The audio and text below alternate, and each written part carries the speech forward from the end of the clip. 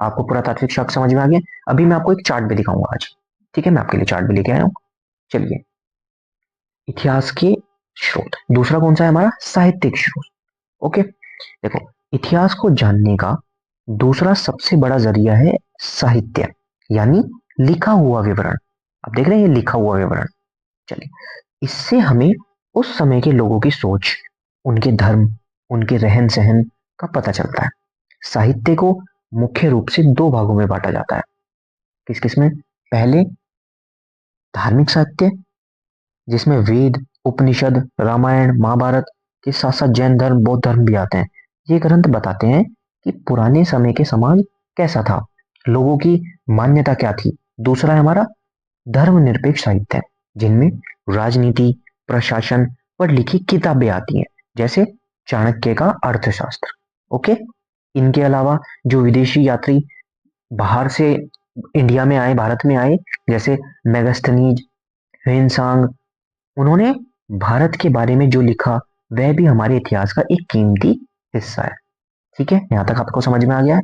इन सभी लिखित दस्तावेजों को जब हम पुरातात्विक सबूतों के साथ मिलकर देखते हैं, तभी हमें इतिहास की सही और पूरी तस्वीर मिलती है।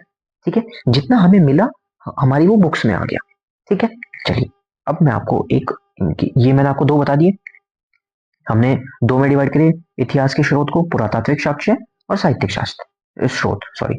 ठीक है, चलिए, अब हम एक, मैं आपको चार्ट समझाता हूं अच्छे से। चलिए, देखिए, प्राचीन भारत इतिहास के अध्ययन के स्रोत दो में डिवाइड किया हमने, पुरातात्विक स्रोत और साहित्यिक स्रोत। ठीक है, अब हम पहले इसके बारे में पढ़ते हैं।